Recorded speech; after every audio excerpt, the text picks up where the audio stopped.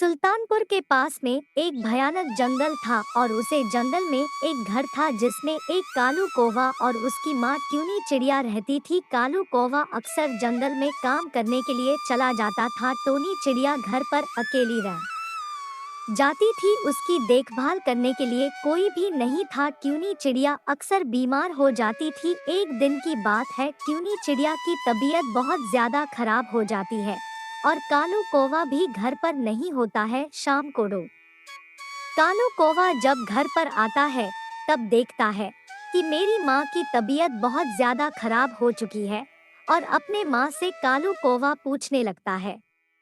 माँ जी, आज तुम्हारी तबीयत फिर खराब हो गई है।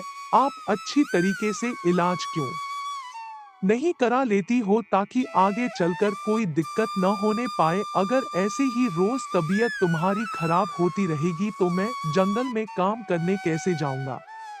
बेटा, मैं क्या करूं, मेरी तबीयत खराब हो जाती है। अगर कोई अच्छा डॉक्टर हो तो उसको लेकर आओ और मुझे अच्छी तरीके से चेकअप कराकर तब दवाई दिलाओ ताकि मेरी तबीयत अच्छी तरीके से सही हो सके, तभी मैं कुछ काम कर सकती हूँ।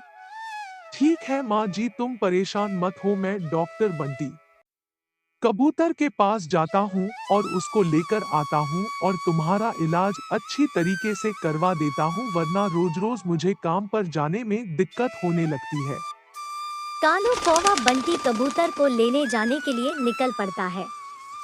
कुछ देर चलने के बाद में कालू कौवा बंटी कबूतर के घर पहुंच जाता है और बंटी कबूतर से कालू कौवा बोलता है।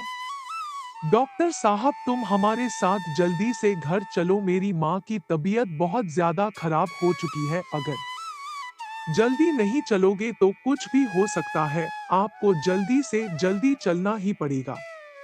कोई बात नहीं, 2 मिनट रुक जाओ, मैं अपनी दवाइयाँ ले लेता हूँ और आपके साथ मैं चलता हूँ, या फिर तुम चलो और मैं पीछे से आ रहा हूँ। मैं दवाई लेकर बहुत जल्दी पहुँच रहा हूँ, तब तक तुम अपनी माँ की देखभाल करोगे। चल के तुम चलो, मैं आ रहा हूँ पीछे से। कुछ देर बाद में बंटी कबूतर अपना थैला लेकर कालू कौवा के घर पहुंच जाता है और कालू कौवा से बोलता है। कालू भाई, तुम्हारी माँ की तबीयत ऐसे ठीक नहीं होगी। मैं तुम्हें जो इलाज बताता हूँ वही इलाज अगर करोगे तभी ठीक होगी। तुम ऐसा करो, शिवपुरी के जंगल में जाओ, वहाँ पर एक जादू का पेड़ है। उस पेड़ का फल लेकर आओ और अपने माँ को खिलाओगे, तभी तुम्हारी माँ ठीक हो सकती है। ठीक है डॉक्टर साहब, मैं सुबह होते ही जंगल की तरफ निकल जाऊंगा और उसको जल्दी से जल्दी ढूंढ के उसका फल बहुत जल्दी लेकर आऊंगा मैं। कालू कौवा अपने घर से निकल पड़ता है और दूसरे जंगल में जाता है। तब वहाँ पर एक बुलबुल चिड़िया मिलती है। बुलबुल चिड़िया से कालू कौवा पूछता है, क्योंकि कालू कौवा को रास्ता शिवपुरी की मालूम नहीं होती है, इसीलिए बुलबुल चिड़िया के पास जाकर उसे रास्ता पूछने लगता है और बुलबुल चिड़िया से बोलता है। बुलबुल जी, आप हमारी एक बात का जवाब दे देना। हमें शिवपुरी जाना है लेकिन हमें रास्ता नहीं मालूम है। अगर आपको रास्ता मालूम हो तो मुझे बता दो, मैं बहुत जल्दी में हूँ।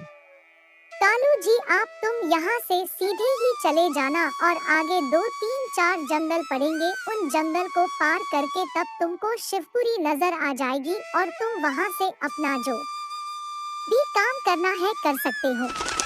कालू कौवा वहाँ से फिर से निकाल लेता है और धीरे धीरे चलते चलते उसकी काफी समय लग जाता है और काफी थक भी जाता है। तब एक जंगल के पास वहाँ पर सुंदरी कवि उसको मिल जाती है। सुंदरी कवि के पास वह पहुँच जाता है और सुंदरी कवि से बोलता है। सुंदरी जी, मैं बहुत थक गया हूँ, मेरे को शिवपुरी जाना है। अगर आपको रास्ता मालूम हो तो मुझे बता दो, मुझे बहुत जरूरी जाना है। सुंदरी कवि कालू कौवा को रास्ता बता देती है और कालू कौवा जाकर जंगल में उस पेड़ के पास पहुंच जाता है और उसे पेड़ से एक फल मांगता है। अब मांग के उसको एक फल मिल जाता है और कुछ देर बाद में वह अपने घर आ जाता है और अपने माँ से बोलता है। माँ जी, मैं आपके लिए फल लेकर आया हूँ। यह लो, यह फल खा लो और आप ठीक हो जाओगी। ट्यूनी चिड़िया वह फल खा लेती है और ठीक हो जाती है। तब कालू कौवा और ट्यूनी चिड़िया दोनों आराम से अपने घर में रहने लगते हैं। भैया वीडियो पसंद आए लाइक सब्सक्राइब करना और कमेंट में बताना वीडियो कैसी लगी।